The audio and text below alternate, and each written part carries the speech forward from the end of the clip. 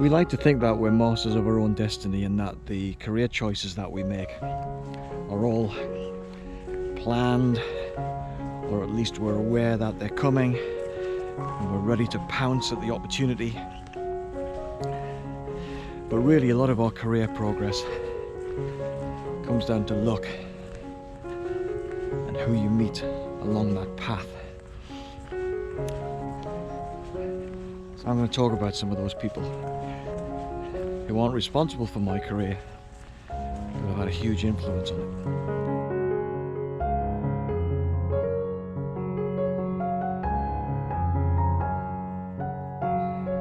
Well, I'm approaching retirement and it's not imminent. I'm still available for work and my intention is to keep active intellectually and with clients for a while yet.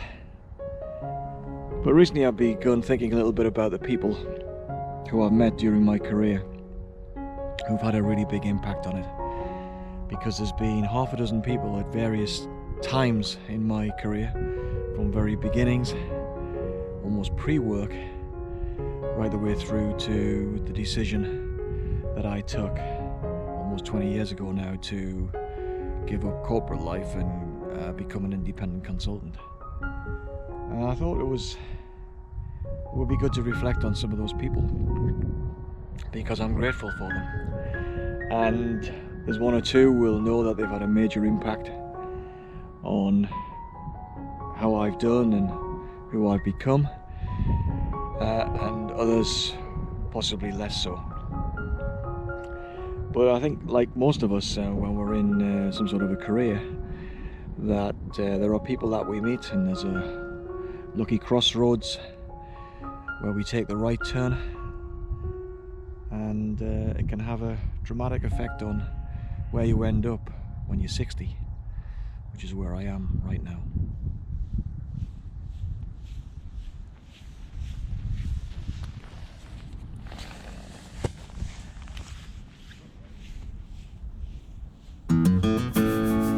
One of the things about Michael Corr was that he was a little bit smarter than I was. He got into grammar school and I just failed to make the grade. He was a slightly better footballer than I was, although we were both dead keen and above average, maybe I'd say these days. And he was always one step ahead in terms of getting the girl. And he got married quite young, and his first child quite young too, while he was up in Scotland, at university in Stirling. But one of the great things about the relationship Mick and I had was that even though that, as I've suggested, he was one step ahead, we got on like house on fire, and we egged each other on. We got into self-improvement, started reading difficult books, and then discussed them. Often we talk about these books and the impact they had on each other long into the night, until famously one night we were still talking at dawn when his wife got up in the morning to make a cup of tea. But he was an inspirational lad and a very, very good mate. But what he got me thinking about, and I guess we did this for each other, was that our upbringing as working class lads in Newcastle didn't have to define us.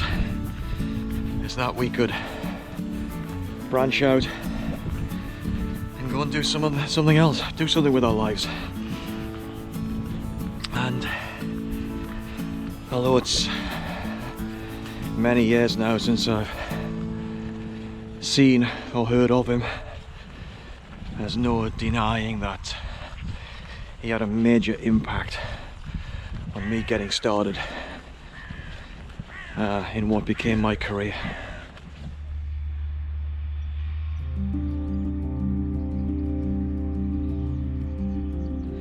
guess I should talk about these as the early years, just starting out after I left school at 16, and by a strange fortune I ended up working in an office rather than a factory shop floor, which at the time, given my school grades, was the most likely place I was going to end up. After a number of years, I'm also extraordinarily grateful to the person who probably had the most impact on my career and the life I live today, even though at the time he probably thought it was quite a modest intervention, and that's Dick Wood. Dick was a marketing manager at the Tyne-and-Wear Passenger Transport Executive, and what Dick did was that he saw in me, just a kind of fun-loving young guy who was a bit of a laugh around the office, but something where he saw that my potential went beyond my academic achievements at that point. And I'm not sure whether it feels like now that he decided, but I'm sure it wasn't his decision, of course, but it was almost like he decided that I needed to go to college, and in fact Newcastle Polytechnic, to study business and specialise in marketing, because that was Dick's field, but also it was an area that I was interested in. So he did everything he could to encourage me to take the risk of giving up a monthly salary, very modest career ambitions at that point, and then decide to take the leap into full-time education. And he had connections at the Newcastle Poly. I think he was doing some part-time lecturing. I can't remember at the time what was going on at the time, but suffice to say that I took his advice, and kind of the rest is history. I suddenly, after a difficult start where I wasn't quite sure how to benchmark myself against the other students who were all a few years younger than I was, it became apparent very quickly that I was smarter than most of them, and I did extraordinarily well and enjoyed it to boot. But Dick's support and help didn't end there. He was always there for advice and support, and when I left, and in fact not just when I left but between years at the Polytechnic, him and his wife Barbara, who was also very supportive, and great fun, the pair of them.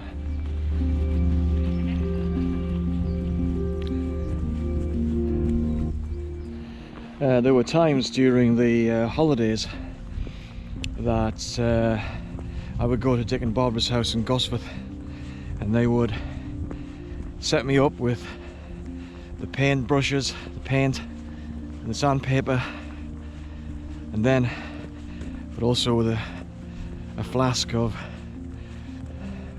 pina colada or something like that, and kind of leave me for the afternoon or all day, and I would be quietly painting and getting slowly sloshed until they came home and then joined me. Fun times, fun times. Yeah, forever grateful to Dick for setting me on this path.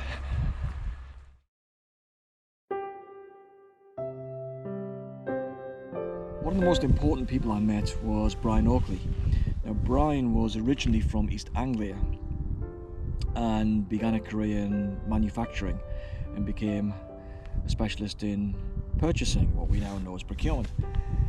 And he was the guy who took me on when I left Black & Decker in 1989 and joined Lucas, and for initially about 2.5 years in Bradford in West Yorkshire. And Brian was hugely influential on me. It was my first supervisory role, management role, and I made a few mistakes, the usual ones, but Brian was incredibly supportive and such a great man manager, not just with me but with other people in the team. So approachable, very knowledgeable, of course, an ace negotiator, very good at building relationships with suppliers, and actually very good at building relationships with internal stakeholders. But he could be tough, but always supportive and always very positive. One of the interesting twists with Brian was that when in 1998 I joined Rolls-Royce and became procurement director, Brian was looking for a job and I took him on. So the mentor to me became somebody who worked in my first line management team, and obviously a very close confidant, very supportive. What became interesting in my relationship with Brian is that although both of us were kind of procurement anoraks and we discussed strategy a lot and what we might do, there was an interesting tension sometimes between he and I, as I asserted my kind of leadership on occasion, and usually not over the work. We didn't really argue over the work, but Brian he'd got divorced sadly and was living on his own in Derby, and he wasn't the best timekeeper, so occasionally we'd have a Monday morning management meeting where Brian, even though he lived a few miles away from work and I was travelling about 35 miles to work, he was late for the meeting. And so on a couple of occasions I locked him out of the meeting and he could see through the glass that I was there with the first line management team, and we wouldn't let Brian in because he on those occasions he was tardy. So that wasn't fantastic in terms of our relationship, but you know, we shrug it off, and I've still got today a huge amount of respect for him, not just as a manager and a leader, but I think he's a really good bloke. I think he's really a good family man. Even though he was divorced, I think he's always supported his children and his grandchildren, and I do nothing but wish him well. A great guy, and I'm really grateful to him.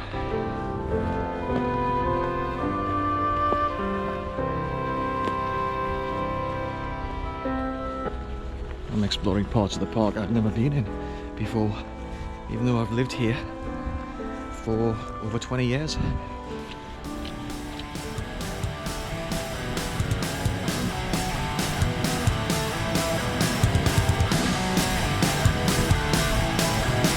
Another person who was really important and became really important for a very long time was Robin Marr. Robin and I met at Newcastle Polytechnic, and we quickly established ourselves as the two probably highest achievers on a course. Although he always beat me. Well, not always, but mostly always. He was academically stronger than I was. But we share a love for music, although I have to say he's a hard rocker and I have much more eclectic and varied taste than he does. But one of the things that Robin gave me, as well as someone to discuss business or careers or personal development or professional development, is that there was a motivation, and we were, probably still are, a little bit competitive with each other. I want him to do well, but not as well as me, and he's probably the same. But he's built a career in sales and me in procurement, and there's a lot of parallels there where we've shared some good stories and good advice over the years, and he's still doing it. He's a few years younger than I am, so we've got a few more years left before he considers retirement.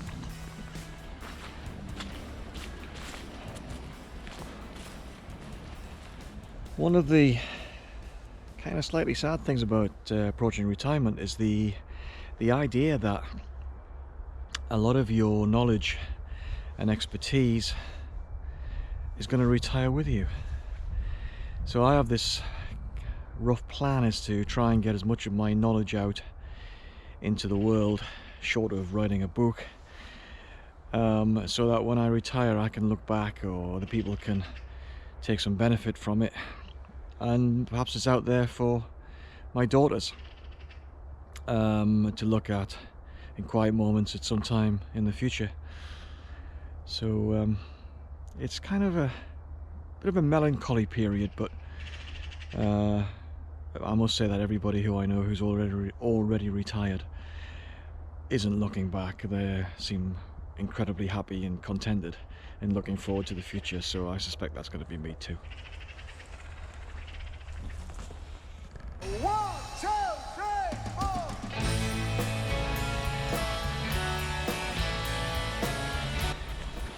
Michael opened me up to things I'd not really considered before. Michael came in when I was at Rolls-Royce under the sponsorship of my boss to do some coaching and mentoring of the senior members of the procurement team, and he and I shared a love for Bruce Springsteen's music, so we kind of hit it off kind of straight away. We had something in common, but he became a coach and a mentor, and of course he helped me kind of think about strategy a little bit, although not procurement strategy, more around leadership and how I can get the best out of the team. But it was much more than that. Michael also helped me step onto, dare I say it, a spiritual path, which perhaps I've not sustained as much as I'd anticipated, but his influence is still strong today, 20 years after I met him.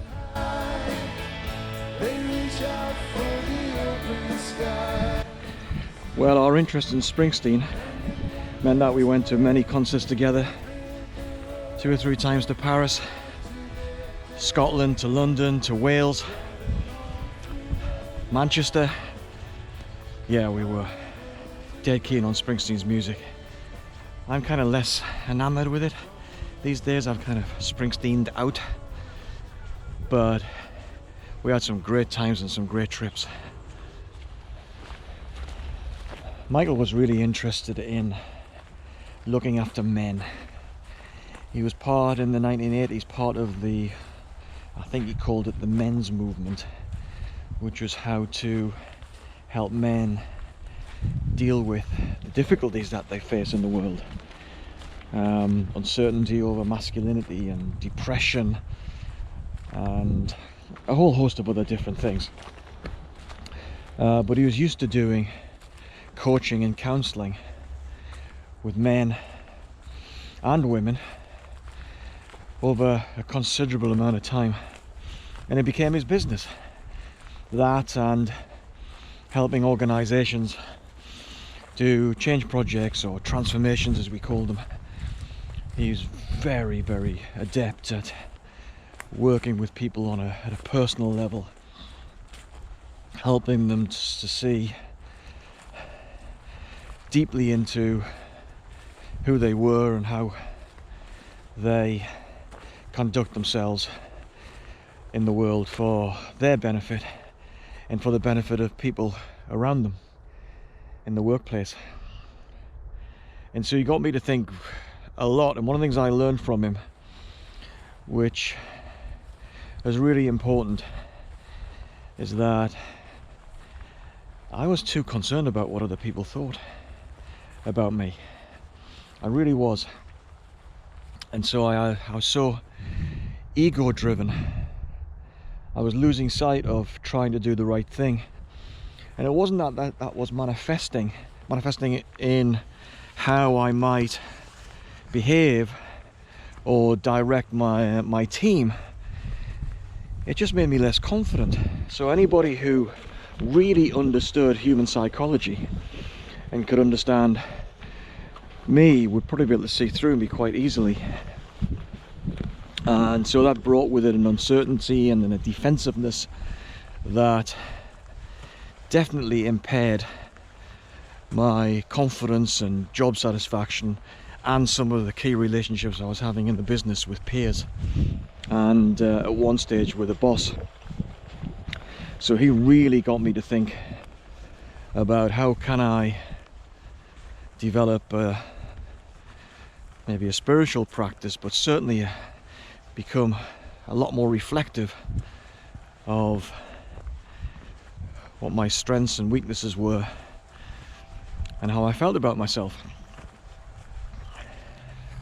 One of the saddest things in recent years has been me and Michael falling out, mainly over Brexit, but also his antipathy towards Jeremy Corbyn, who became the leader of the Labour Party.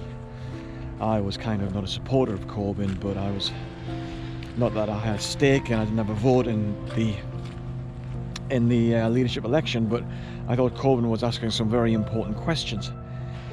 But Michael didn't really like him at all, and anyway, Michael became really agitated over the whole thing about Brexit, and that ultimately led to him cutting me off. And I've talked about this in the past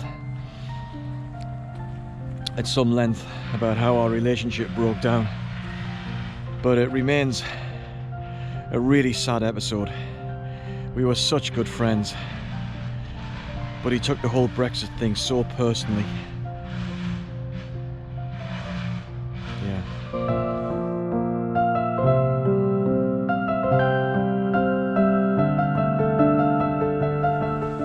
It was on Michael's recommendation that I went on a meditation course for a week in Somerset, and I've kind of been interested in this thing for quite some time, but it really got me to think about how it might help me both understand myself a little bit better, and boy did it do that, but also to develop a psychological equilibrium where in my line of work as a management consultant and trainer, I would be better able to cope with the ups and the downs, so just smooth things out over time. And it was a fantastic experience, and I went back and did some more meditation, not for such a long time, and kept up the practice for a while, and there's no doubt about it, it definitely provided me with some significant benefits. But like many people, I kind of let it fall by the wayside. I have absolutely no doubt today that Michael is still diligently meditating at least twice a day and still gaining the benefit from it.